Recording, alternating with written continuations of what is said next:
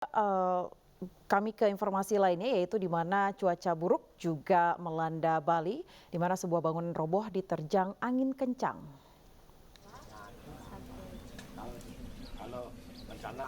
Ya, warga mendatangi bangunan roboh yang merupakan balai gong di Pura Kriya Sakti, Pajenengan, Manu Aba, Badung, Bali.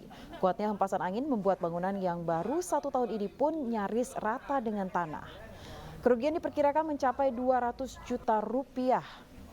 Pengempon Pura dan petugas BPBD Badung tengah berkoordinasi agar musibah ini segera tertangani.